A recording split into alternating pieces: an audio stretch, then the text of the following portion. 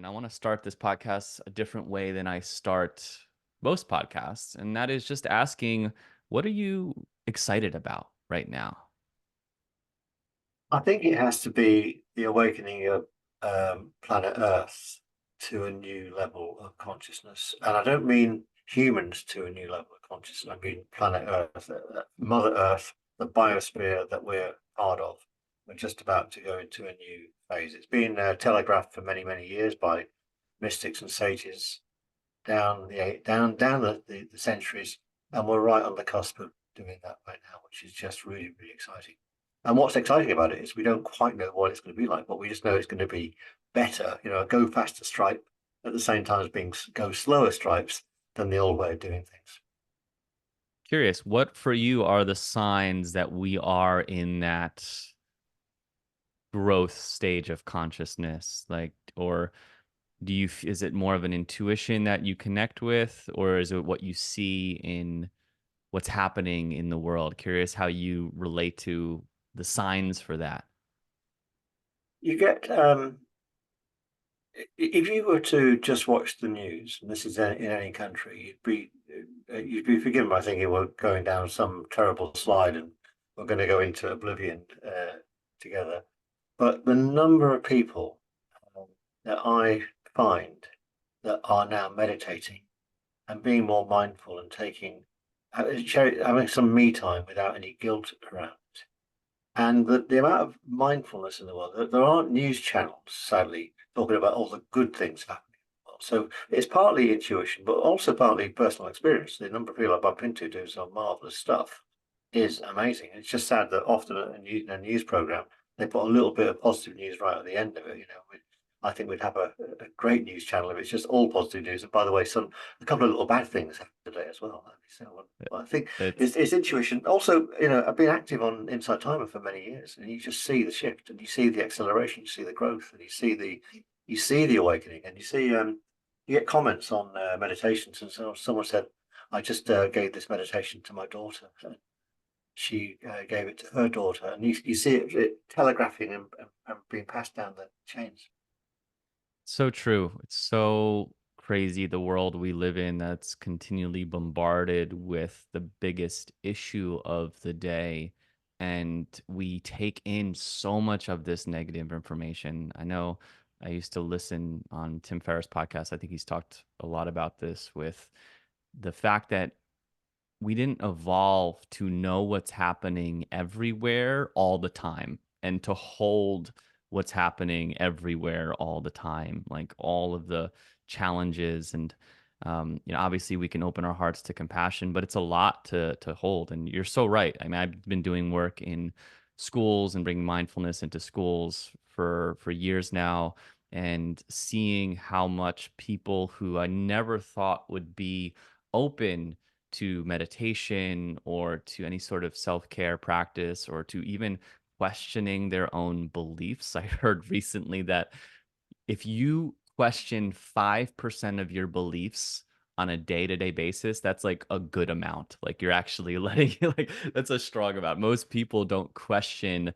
the things that they believe or how life is. And I feel like maybe with some of that challenge or the media or the news cycle, that in some ways it might have people question their own reality and what else is true, what is really true about them. So I completely agree that when I think of what I see, not what I listen to from different sources, but my actual experience of people, and it's also us. So it's that weird thing. It's like, is it because we attract those people that we're seeing this? But I believe that we are seeing this. And speaking of media that is for more of a conscious awareness, we were talking about Gaia before, and it sounds like you are embarking on something where you're going to be adding to this form of conscious media. So I'm curious if you want to maybe speak to some of that and what's going on with you for you. Yeah, well, I was absolutely fortunate. I think it's 2015, 2016, when Insight Timer approached me and said, "Would you want to put one of your free meditations on the app?" Because at the time I was an author, just growing as an author. I think I'd published about 6 books. And to promote my books, that were talking about consciousness and awakening and creativity, I added some meditations to go with them. And the idea was that the you wouldn't just read about the change in consciousness, but you'd actually experience it by putting the meditation together. But I'd never been to a meditation school. I'd done a little bit of hypnotherapy training and learned a bit about hypnotic language and that sort of stuff. Then Insight Timer discovered me, put a meditation up there, and within 1 month it had been listened to 6,000 times, and they loved the British accent, the fact I didn't take it so seriously, and it was accessible, which I've always prided myself in doing, making the exoteric, the difficult stuff, the esoteric stuff exoteric. And then a similar thing just happened recently. A TV channel called Ethereal TV. I got introduced to them by some old friends of mine, and they are specifically wanting to broadcast on my subject, which is the esoteric being made into the exoteric. They want people to talk about metaphysical stuff and deep dives into it as well, which is great. Suits me down the ground. And so it's launching this month. Uh, I've just recorded the pilot just before I'm speaking to you today, which is great. The introductory show, and I've entitled it "Soul Waves: Connecting the Above to the Below." And the idea that um, we're in the middle of the below, which is like the earth plane and all that kind of stuff, and even the underworld, and then we've got the higher realms above us, where they're connected between the two of them. And when you get into that connecting point, when you're bringing the heaven down to earth, and we're not trying to ascend to heaven, but bringing heaven down to this lovely spaceship that we all share together, amazing things happen. So what happens? The first thing is that the above say, "Hey, we've got someone that's awakened here. I'll give them some help." And the Earth plane says, "Oh, we need to sustain this person so they can." Mother Earth says, "This person and all the people that they're awakening can help me awaken." So you're bringing these two places together. So the show's all about that. Soul Waves is a book I wrote back in 2019, which is a metaphysical fictional journey. And the idea of the soul waves of the missing dark energy the scientists can't find. And that's what bonds us together, and it brings the right people together just at the perfect time. So me being on this show, for example, our paths colliding is an example of soul waves in action. And then the guys at Ethereal TV, our paths have collided as well. Then the more of these collisions that we get, and the nice soft collisions, they're not like a big crash, the more we bring the right people together at the most perfect time.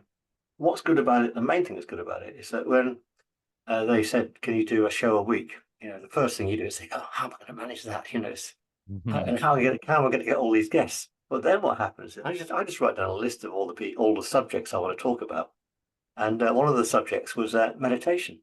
And then an email comes in from this guy called Lou Redmond saying, "Will you come on my show?" And all of a sudden, I found my meditation guest. So by magic, the people just rock up just at the perfect time. So we've got to put the hour in like we're doing now to record it, and then about an hour or so of post production. But the actual sourcing of the perfect person at the right time is just easy, and you work on intuition and trust. So I'm fortunate. I could actually pick any of the great meditation teachers on Insight Timer, and I will have other meditation teachers on. But if you're available at the time I want to record it, I'd love to have you on that show to talk about meditation from a metaphysical perspective, how it helps us tune into the above and connect with the below. I really appreciate the ways that you allow life, the universe, source to bring you the opportunities at the right time. And I'm curious whether it was back when Insight Timer reached out or more recently, like how do you think about the difference between, and I've been thinking about this recently. I don't know if you're familiar with typology or the typing system, human design, but I've been thinking about that with different human design types. There's certain types that are more inclined to wait for the invitation. Certain types, like myself, are inclined to make things happen and try and like go out there, not wait for things to come to me. So I'm curious how you think of the balance between, if you engage with this in some ways, the balance between going out into the world, putting yourself out there, sharing stuff, or making things happen, versus doing the inner work of attuning and trusting that it will unfold or the person will find me. So I don't know if you're able to kind of speak to that at all. Well, the first thing I'll say is there may be a lady who doesn't know that she's going to be a guest on the show. And then this is another Insight Timer teacher called Kirsten Pancras, our souls collided recently. And if you listen to this might be the first time to hear, Kirsten, that I want to have you on the show to talk about human design. But the other thing is, I don't think it's. I used to be a TV, broadcast TV engineer. Then I got into IT and that sort of stuff. But I got a background in computing and technology and stuff like that. And so I know about logical gates and how computers are structured. And I don't think it's a question of either or, where you've got to choose between one or I think it's and both.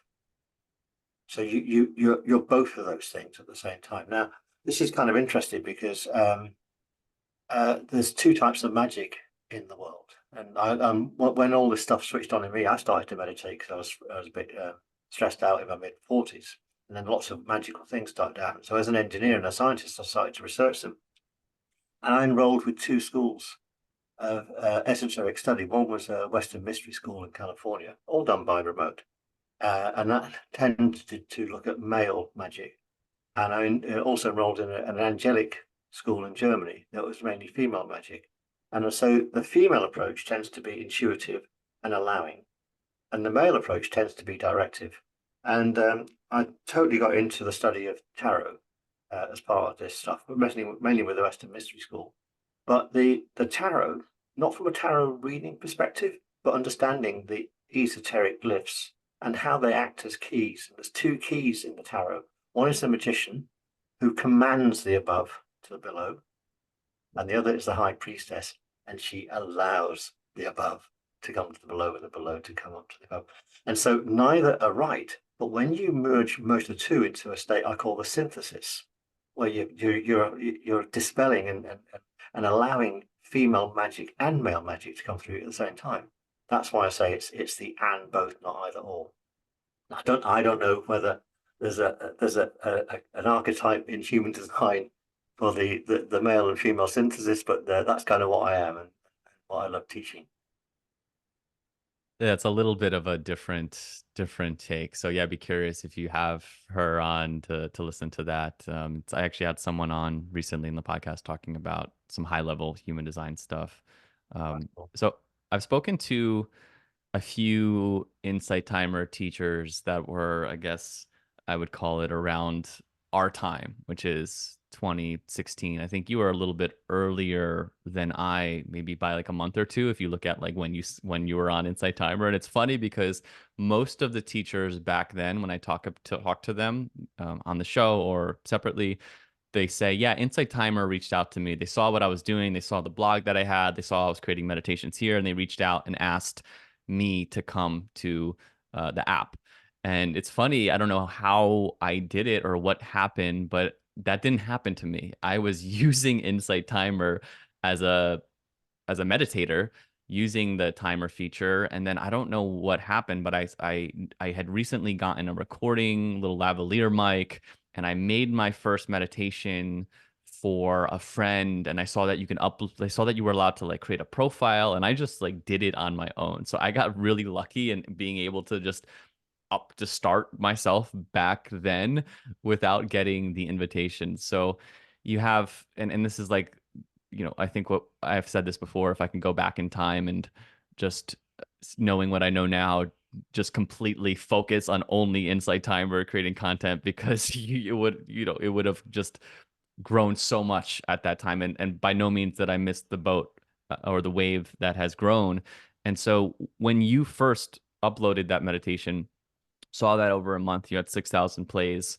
Did you question like, oh, there's something here, I should put some more time? Now, this is long before we were going to make any revenue from it. Just, yeah, curious how you were thinking about Insight Timer in those early days. Well, I think in the early days, and actually there's a bit of confusion over the time because it says on my profile September 16, But if you look at those early meditations, they say August 2015. So there's don't know whether time got a bit scrambled then or whatever. That's kind of academic in a way. Well, you're a Yeah. So time the guy way too, so maybe there was a exactly, yeah, yeah, yeah. I you love shifted thing. yeah, I love a bit of temporal alchemy. Um, so I think this is kind of important. Is at the time there was this model for how you do things. I was in the early day, the internet was you sell something for £10 and you give something away, and then in when you get the giveaway, then you send loads of emails to someone to say buy this product for £100 or $100. That was the kind of email marketing. And I've always been uncomfortable with that. One is selling your own stuff. We've always been a bit uncomfortable about that. So when Instant Timer rocked up, all of a sudden I went, hang on, this is it. This is this same intuition. I don't have to do anything but create content. And content marketing, I was into it back then. People are into it big time now, but I was into content marketing. So there's no interruption based around it. I'm never paid for a cent for a Google ad, a Facebook ad, a LinkedIn ad, or anything like that. It's always content, content, content. And the content does the talking, which is why I was very pleased to. I think before Insight Time, I had any revenue coming in, I had about 4 million listens, and my other half said, if you had just a cent for each one of those 4 million listens, then we like I said, don't worry, there's 4 million karma points there. It'll come in, it'll all come back to us, and it has, and it has big time. And so for me, Insight Timer gave me two things. One, it gave me access to millions of people back then, and there's even more millions of people on it right now. But specifically, they were my target demographic.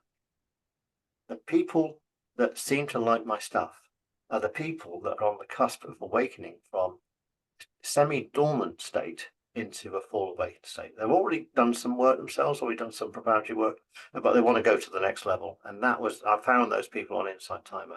But the way I accessed them was by putting in real low level. I don't mean that in a derogatory. So it's really simple meditations. My first meditation that got the 6,000 listens is called Be Calm. So it does what it says on the tin. And then the other thing you've got to do with Insight Timer is I've always answered every review, although I didn't realise there was a back end until Maddie Jarrett told me you need to look at all these reviews and stuff like that. So I very quickly tried to answer as many as I could. But since then, I've always answered 100% of them. And I take feedback on board. Now, the first thing I thought is, who's got more than 10 minutes to listen to a meditation? And who wants to listen to Tom for more than 10 minutes? We all have that imposter syndrome. And then the first feedback was, it's not long enough. Can you make it longer? So I just edited it so it's spread out a bit. So there's also a version called Be Calm for Longer. So since then I listen to what people say, and if someone says, your It's music's too loud called in the Be Calm for background, Longer. That's the title of it. exactly. And again, it does what it says on the tin. So I've got it. I've got a meditation called Just Relax. Guess what that's about? And I got one. The one that's had the most listens is called The Perfect Way to Get to Sleep. So it does what it says on the tin, Yeah, sleep is a big one. for sure. Yeah. So I think it's ironic actually that an app which is all about awakening, the most popular meditations are all about good quality sleep. So you talk about how you record in a trance, and I feel like I wouldn't say that I do. I guess in some ways I do. Like I definitely wanting to feel into the experience where it doesn't feel I'm not reciting words, even though I might be reading. I do script out meditations, but there is a sense of I'm in the experience or I'm feeling what I'm trying to convey. And so, how do you think about the actual recording process? If you mentioning like recording in trance, is there some kind of ritual you do before recording, or is it just through your own practice you're able to drop in and then go into recording the practice? First of all, that's a great question. Thanks for that. Um, so it's a bit like riding a bike. So when you first learn to meditate, it feels like a bit of a slight uphill struggle. You might think, hang on, I can't make my mind go quiet. And if one of the first things I say is that it's not about making your mind go quiet. It's just about having a different relationship with your thoughts. But after meditating for a while, and it doesn't take too long, you find that you're in the meditative state all the time. So you're in a more in the meditative state than you are not in the meditative state. Meditation is a natural thing for us to do. You go for I've got some dogs. Go for a dog walk, or you paint a fence, or you do some washing up, or some ironing, or some repetitive task. You will drop into a natural meditative state.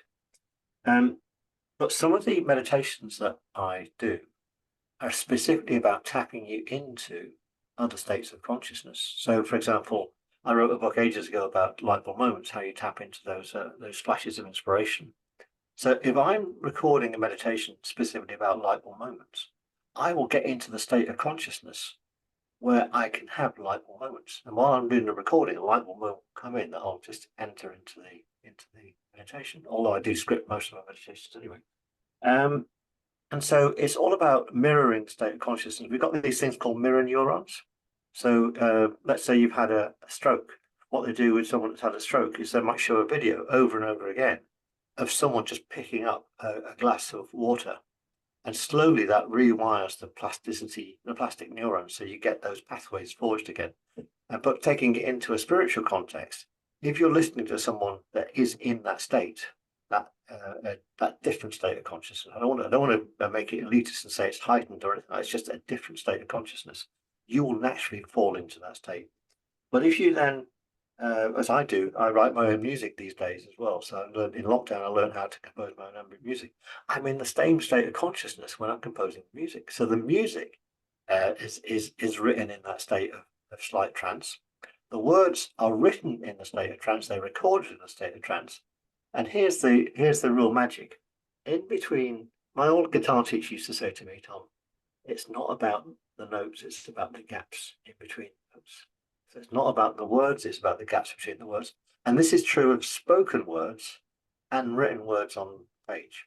And because of some of the work that I did studying with esoteric schools, I learned how to put magic into the white space in a book between the words. So just picking up the book is enough for the magic to leach out of the book. And the same is true of my meditation. So you will naturally listen to one of my meditations, get into the same state that I'm in. And that makes it easy, not only just to follow the guidance in the meditation, but also to get into that elevated state. Now, a lot of the times now, I'm putting more and more gaps in. I tend to speak quite quickly. So one of the first things I do is a little techie thing in Audacity, which I use. I slow everything down by 2%. It still doesn't sound too. It's a great little trick to do. It just slows spaces everything up, Interesting. put lots more spaces in as well, and what have you, and just allow people to go into that state. And I've done meditations now that are an hour long. Thinking who will want to listen to something for an hour, but people do. I do want. I spent them. I've just put two up this week, which are 4 minutes 44 seconds long. But I then do one which is 12 minutes, one that's 20 minutes, one that's half an hour, whatever. And again, I've got two lovely meditations called hypnagogia and hypnopompia. Hypnagogia is that state between being awake and being asleep, and hypnopompia is the opposite when you're in the sleep mode to waking up. And they've got two extended versions where there's nothing in me talking, it's just my ambient music background. Hypnagogia extended and hypnopompia extended. And so this lovely mix of stuff will attract different people because different people have got different amounts of linear time and different people want to get into different experiences. So if something is very esoteric, I would label it as such. So if I've got a meditation called accessing superconsciousness, which is a thing that if you're only interested in accessing superconsciousness, you do it. However, if you just want to relax or be calm, so it's the state that's often in the title is the state that I'm in when I'm recording. Think this is so important to double click on because you're so right. There, the felt sense of receiving someone's energy, being in that state. As I think about why my meditations resonate, and I also have studied and I've led breath work. And when I'm doing that, I don't feel it feels forced for me. And I don't connect with it. And I realize like this is not really where I want to play. But with meditation, there's something where I'm able to drop in and really be in a state that is different. And I think that is transmitted. And so another reminder that who you are being is mattering more than what you are saying. And I'm wondering in the space in between for you, Tom, are you consciously, because I can imagine potentially, if there's space in between, there might be, I don't know, and I'm thinking about this, maybe adding this as we speak to almost like a prayer to the person listening, right? Where you're almost like sending energy without while the silence is happening, right? You're kind of sending it through. Is that how you think about in the between space, or is it something? Is it just having that space while you're in that state? It's a little bit more meta than that. So meta being Greek for the Greek word is for above and beyond. So um, let's take a meditation like just relax, whatever. So it does what it says on the tin. So if somebody relaxes as a result of listening to a meditation of mine or using a timer or an insight timer, then result. However, what happens after they listen to it? What do they do after listening to it? So they might go listen to another meditation, or they might go out into the world, and their relaxed state leaches out from them and makes people around them relaxed. They then make people around them relaxed as well. And then what happens is we've got a number of people that are more relaxed than they would have been had they not listened to the meditation. Then what happens is we get a general awakening and it multiplies, spreads. So you drop one little pebble in the pond and all the ripples go out and then they bounce off the edges of the pond and then bounce and come back again. So it's more meta than just a one-to-one, here's a meditation, have a listen type of experience. Love that. Do you still answer your reviews? Like every Yeah, absolutely. single on free tracks 100%. too? Yeah, 100%. Yeah.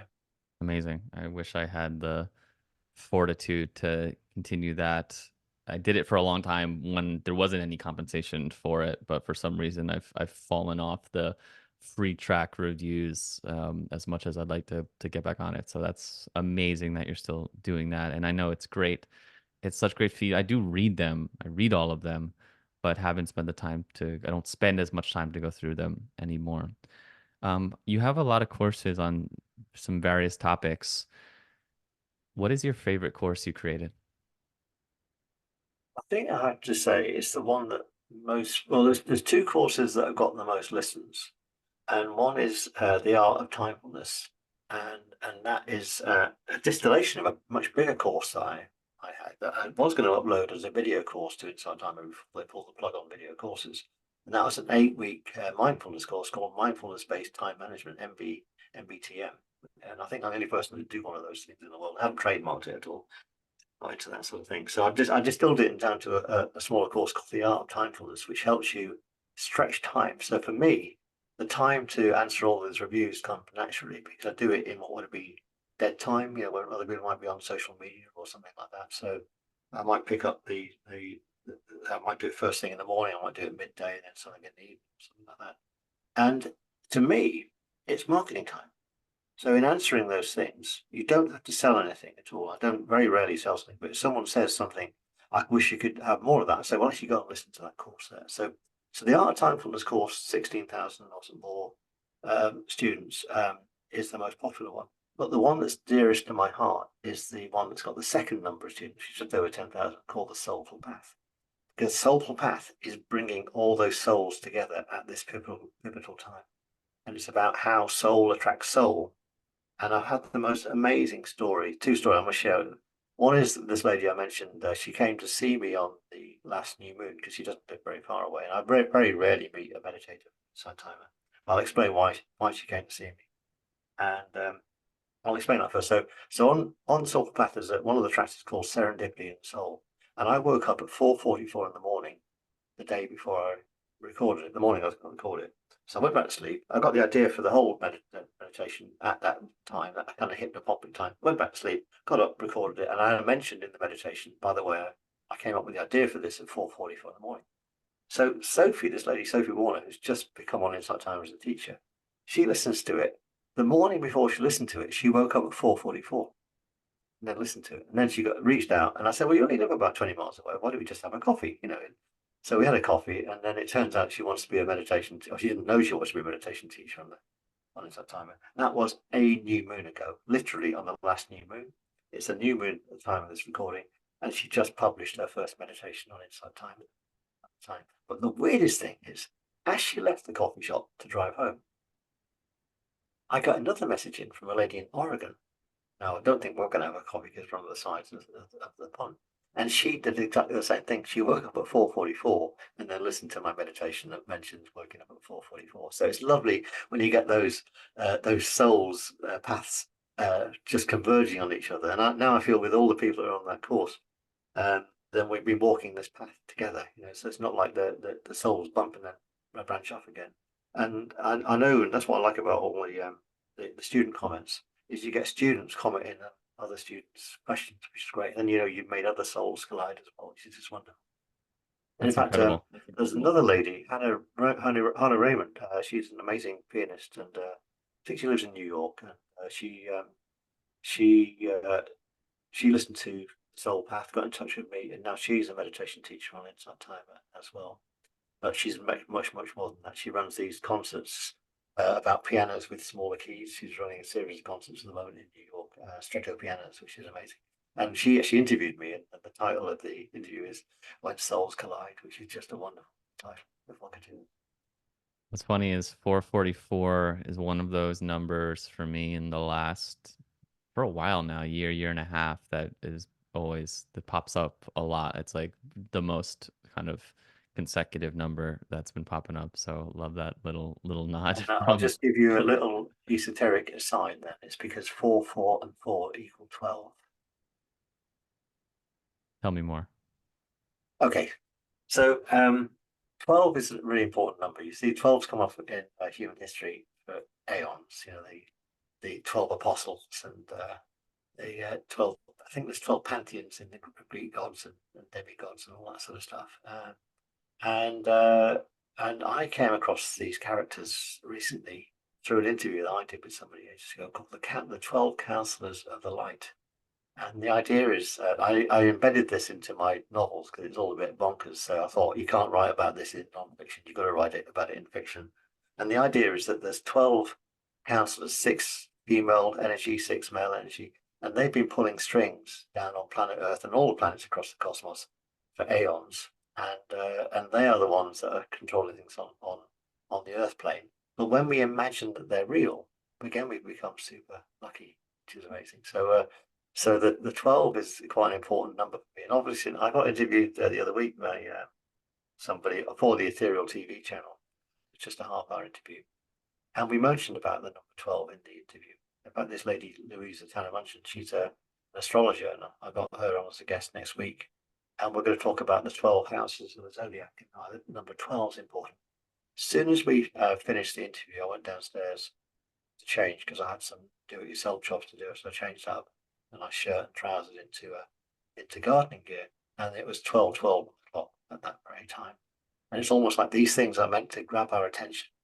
And when we imagine that the 12 counselors of the light are real, even though I write about them very fictitiously, we become super lucky again. They seem to bring things to us at the right sort of time. You're reminding me that 12 was like my number growing up too for like basketball, and it was like my favorite number. So we're you're lining on all cylinders here. Um, So you mentioned some new people joining Insight Timer. You're also involved in different Insight Timer communities and seeing a lot of new teachers on their journey, or working on growing on there, or growing their business out of there. And so I don't know if you how you're how, I guess like the question is, I know for me sometimes I can feel like I'm like the old head or grandpa, and like things were different back then and things are different now. And there seems, and if you see a different thing, I'd love to hear your opinion, but there seems to me more of people coming to Insight Timer with expectations than there was in back in the day. There seems like back in the day it was, this is an opportunity to just give, and if we receive anything, right, the karma points, right? There's 4 million plays, amazing, and we're getting out there. Obviously, there was way more attention that we were getting back then. But what I've noticed is it seems like people are coming to Insight Timer with more of expectations, like asking for it to do something for them, right? I need, like, asking for it to make a certain amount of income, asking for it to do something. And I just I've been thinking of this. I recorded a podcast that will be out by this time around the difference between an offer and an offering. Right? An offer, there's an expectation. Hey, here's my coaching package. Here's my album. Here's this. It's this amount of money. Will you like it? Yes, no, there's an expectation. An offering, there's this giving. Right? There's a giving, it's from the soul and it's fulfilling and giving it. And if it does receive some compensation or it receives something great, but it's like an art in some ways. And I see Insight Timer, I think, in the people that have become really, really successful that I know have used it like an offering. Like they don't put their expectations on it being their breadwinner. And the paradox of that, because they're unattached to it, is that they end up making the most revenue from it. So I don't know. I'd be curious to hear, and if you don't have any thoughts on what I shared, to at least maybe speak to if I'm listening to this and I'm coming to Insight Timer, trying to grow or trying to figure things out, like how you engage with people now earlier on in their journey or advice you have. Um, yeah, so take that wherever you want to take it. Well, first thing, I'm fortunate that I'm what you might class as an elder now. I've actually come to pension age in the UK, but I'm also very fortunate that I make 100% of my living through Insight Timer. So, and one of You the say reasons for 100, that, 100%? 100%, yeah, absolutely. Wow. Okay. Wow. Amazing. Okay, and one of the reasons for that is I was an early, but the biggest reason is I put a lot of content up. Here, I think I put a track up a week for 7 years. Put up a lot of content pre any revenue coming in. But I was one of the people that helped them design the revenue. So they all came to the UK. We had little awards. Oh, and I said, look, you got to do the Kindle model, which is people buy Kindles and then it's one page is read and stuff like that. And then I was really surprised a year later when they actually implemented a lot of the things that I said. So my fault if you don't like it, and my fault if you do like it. Anyway, but Yeah. last year I did a house up, so we did a big renovation on the house. So I had to move out of my audio studio, and I know a lot of people in the very early days. I was one of the first 50 guides, and within about I don't know 6 months, I was in the top 30 guides there. Um, where they used to have a league table, they used to have a page with all the people on it, and I was right up in the top 30, top I 20. remember that. Yeah, yeah. And but again, no expectation of any money. I just thought it's great. What great exposure for me and my books as an author. It's fantastic. And then pretty much as soon as they brought courses out, I put that Art of Mindfulness course up there, and then done loads since then. But last year I didn't do a lot at all, and my revenue went down half. But that's kind of calculated. And this year I put some more put more courses on, and it's back up to where it needs to be. So if you don't keep spinning the plate, you'll drop off. And I know a lot of those original 150 people in the early days have dropped off. They haven't got it. They haven't. They've got life gets in the way. They might have a day job, other things happen, stuff like that. But I was pretty fortunate that I had the space and time and the capacity. And I used I used to. I don't do any time for money at the moment. Swap any time for money. I used to. So I could only build up to that by earning other ways and then letting Insight Timer take over. And they say it takes all your life to be an overnight success, if you know what I mean. So one of the things I recommend to new people coming in, don't give up. But I specifically said, but keep going and keep putting, a balance of new stuff up, doing the Insight Timer Lives, putting the courses. And if you don't do courses, you'll really struggle to make any serious money out of Insight Timer because that's where the revenue lies. But I don't do it for the revenue. The revenue, as you say, just pops in, and it seems to be the right amount of revenue that I need at the right time. Now, bearing in mind, I'm an alchemist and a mystic, and I know about generation of abundance, not in a secret kind of way, not in like the secret. I know some other alchemical techniques to bring in just what you need at the right time, which has nothing to do with Insight Timer. But I did put some of that material on a course I uploaded this earlier this year, specifically because I was in one of these support groups on Facebook, and I could see that people were struggling, and I could see that when they were being sold these get rich quick schemes by other Insight Timer guides that were a bit sort of unethical. And so I put a course up specifically to help people. It's called Purposeful Living, and one of the exercises in there is setting a meta strategy. And once you've got a meta strategy, so you might start out with my strategy is to make $5,000 a month out of Insight Timer. Okay. It's not a bad meta strategy, or $1,000 or $100, something like that. But then you then take, well, but if I achieve that, what is then going to be the result of that?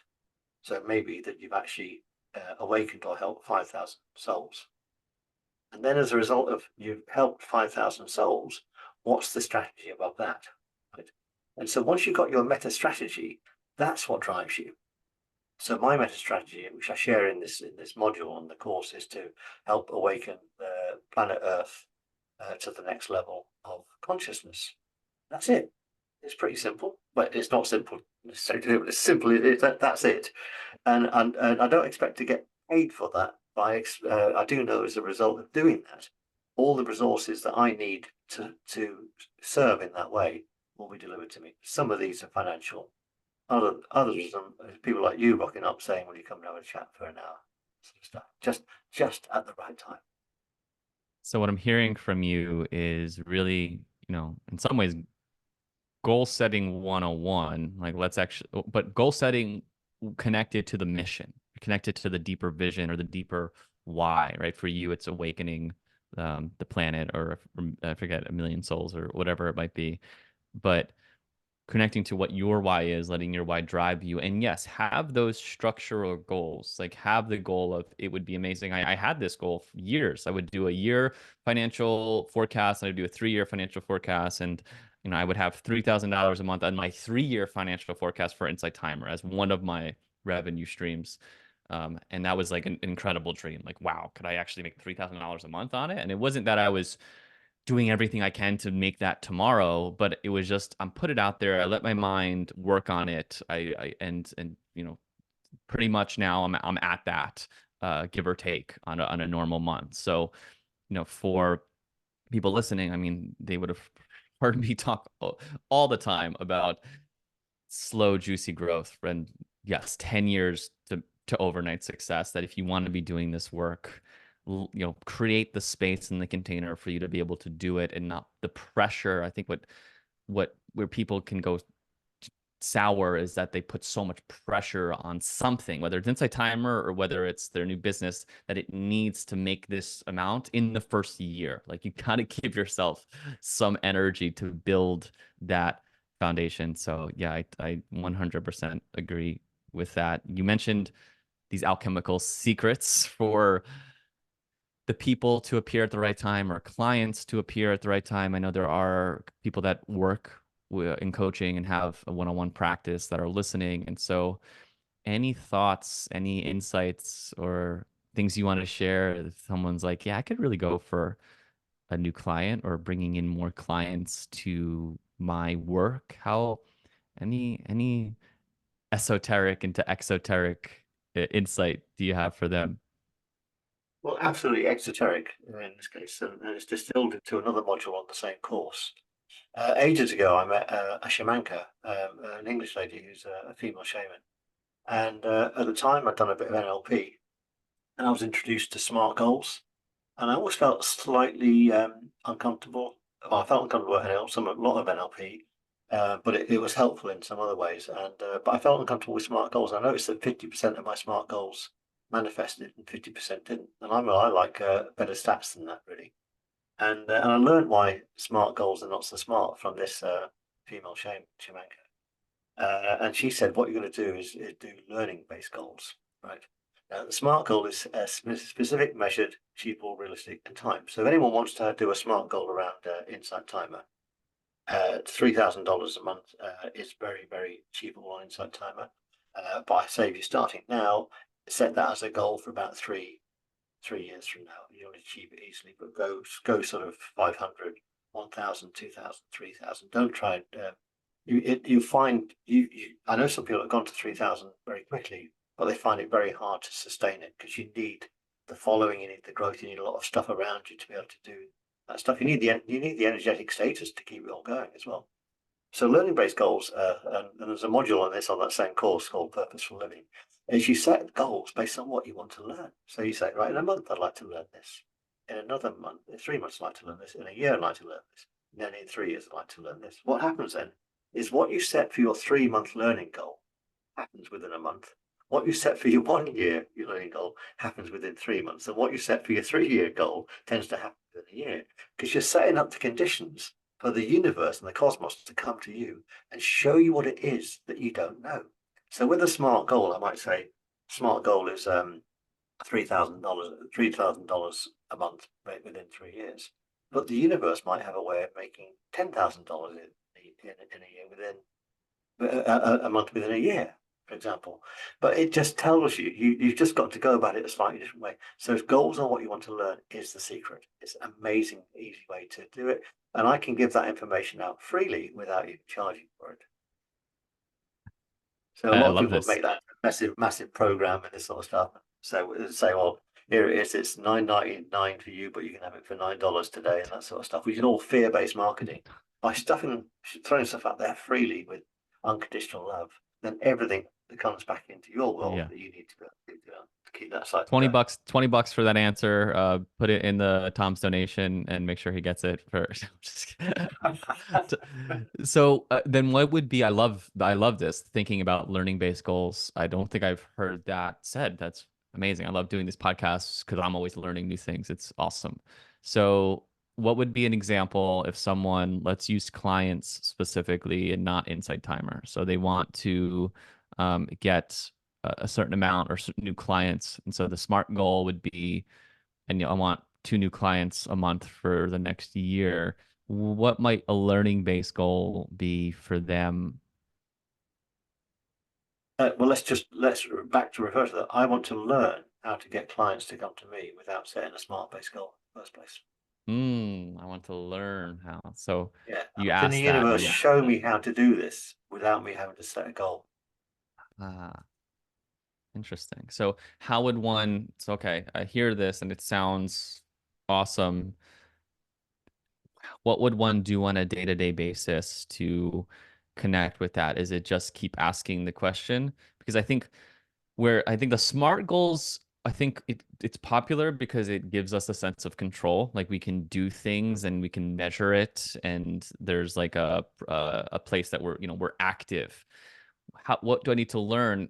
Feels like it's more of a receptive energy, right? More of the maybe the female for using that as a uh, what we talked about before. And so, what would that person do on a day-to-day basis? Just keep asking the question and waiting.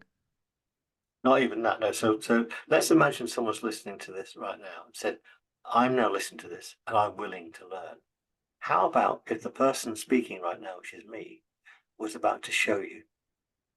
So the very answer that you just asked, I'm going to show you how to do this. This is a bit, are we allowed to do a bit of alchemy on here, which is a bit of meditation? So, so what you do is you put your thumb and your middle fingers together, okay? And the this is connecting our conscious mind with the super consciousness. And you put your palms up like that. I'll just hold my palms up. So my palms are now up. And you imagine that you're breathing through your palm. So on the in breath, the breath comes up through the middle of the palm, and on the out breath, it goes back down the other way. And let's just do that together 3 times. I'll do this quite quickly.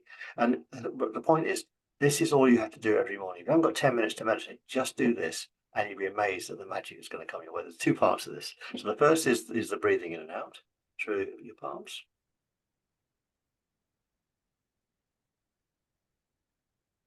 One of those.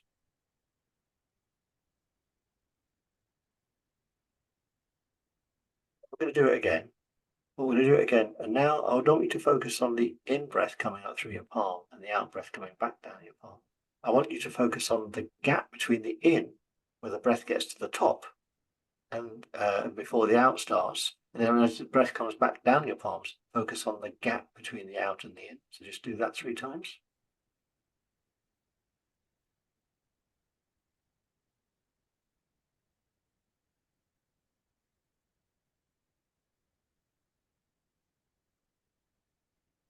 Now what I'd like you to do is 3 times recite this mantra. The mantra is Mona Oha. That's Mona OHA. It's 2 words. It means I trust in the Elohim light language. Now recite the words inside your head. Mona Oha. Mona on the in breath and Oha on the out breath.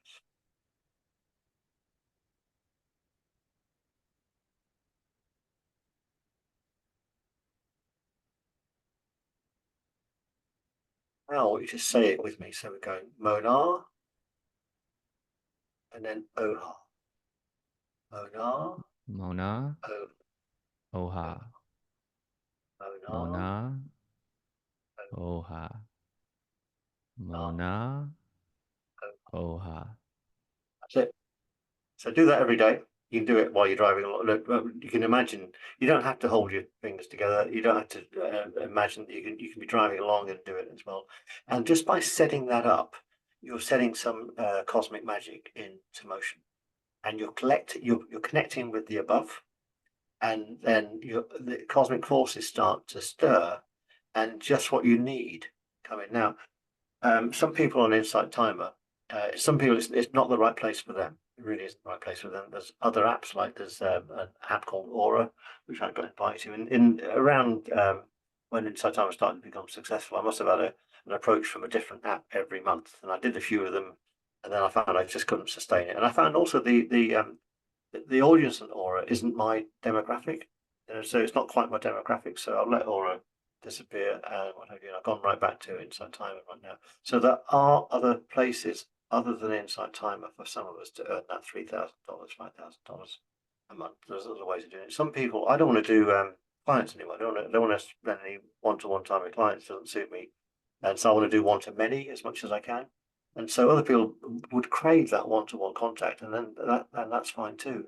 But and sometimes what you have to do, and this is the whole point of that soulful path course that's on Insight Timer, your soul path course on Insight Timer, is sometimes you've got to allow the path to be shown to you, which is why the learning-based goals are perfect, because it may be that you could learn from me or from you how to get this $3,000 a month, but that might not be your path. There might be another way of getting that $3,000 a month to allow you to deliver against your meta strategy. That's better than being a clone of Lou or Tom on an Insight Timer. Yeah, I love that because it's important, I think, to yeah, open to the how or how it might show up. There's a great line. I'm gonna see if as I speak to it, if I can find the line from one of my favorite artists, Nako in Medicine for the People, where I realize many dreams. I'm blanking on the line, but it's something like it never came how I imagined. Right? It's Mm. always there's always a little the dream is realized, but if I would have drawn it up, it wouldn't have looked like this. So and that's where I think the actual specific goals can be limiting. Maybe that's what you're getting with too. And keeping that more openness, trusting and really trying to stay in your gifts, in your service, and trusting that there's something greater that knows the right path for you. And we're all just figuring how to stay in alignment with that so that we can do this work and share our gifts and make an impact because I think that's why we're all here and why I know if you're listening to this and that's what you share and that's the big intention with this podcast. So Tom, this has been such a amazing conversation. Is there any and we'll have a chance to for you to kind of send people to different things, but any last words that might be helpful to an emerging meditation or spiritual guide that might be listening? Ooh, that's good. I think it's really, really important that people have fun with it. That it's not a serious, worthy thing. Be cheeky, have fun.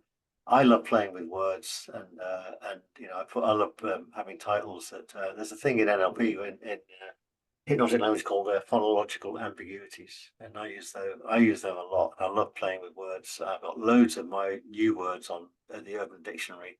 So the word timefulness is on the Urban Dictionary. But in lockdown, I also produced a meditation called the Art of Mindfulness as well, which I got the word mindfulness on Urban Dictionary too. And so, if you go to my profile on Insight Time, you'll find the Art of Mindfulness. Now, it doesn't matter if you drink or don't drink, or you drink 0% wine or whatever. You can do this meditation and just enjoy it because it's all about the journey of from grape to wine and then back to liquid again, sort of stuff. And so it takes you on a journey using the metaphor of a grape being converted into wine. And so one that was fun to do. And two, it makes meditation fun for other people. And if you like a glass of wine, it makes it relevant as well. So it's sort of ticking about three boxes at the same time. So just and I'm mentoring but nothing. I'm mentoring about two or three people at the moment, and they're just coming up with amazing titles. This lady Sophie's come up with a title just saying "You are incredible." It's her first meditation. You are. It's not about just breathe or the meditation on the breath, blah blah. It's called "You are incredible." What a great title, and she is incredible. So it's self-serving in its own right. So it's really really important that we don't take ourselves seriously because I make all this stuff up as I go along. I'm the first to I've still got imposter syndrome. So every single course, the new course I put, I think they're going to reject that one. I've gone too far with it now, stuff like that. Oh, I'm sorry. And so just have fun with it. Make it a joy. Yeah, make it a something that you want to get up in the morning. And say, you know what, I'm just going to push the envelope today and see what happens. That's amazing advice. Have fun with it. Go check out Tom on Insight Timer. Follow him if you aren't yet. Anywhere else you want to send people to? Yeah, my website, which actually will just refer you to Insight Timers, because we've got my books on it as well there. It's www.tomevans.co, and on there you'll find my books, which kind of started this journey off for me. My books got me into meditation. The meditation's got me to be a composer. All these things I didn't know I was going to be these things. Well, and I know, as in your reference, in your introduction, you said he still doesn't know what he wants to do. I know there's still some more incarnations within this incarnation to go through, but I'm open for them to be shown because I trust in the light languages of Mona and that that's what I'm here for. And also, I do feel if I was shown what I was supposed to do, I'd probably be so scared I'd run off the other direction. So I think sometimes we're just given a little bit of the secret at one time. Otherwise, we'd say, "Listen, this is too much, guys. I can't go with this." That's so true. That's so true. Well, Tom, thank you so much for taking the time. This was a pleasure, and I hope to connect again with you soon. Absolutely, we will do. Thank you, Lou. It's been a great All honor. right, take care, everyone.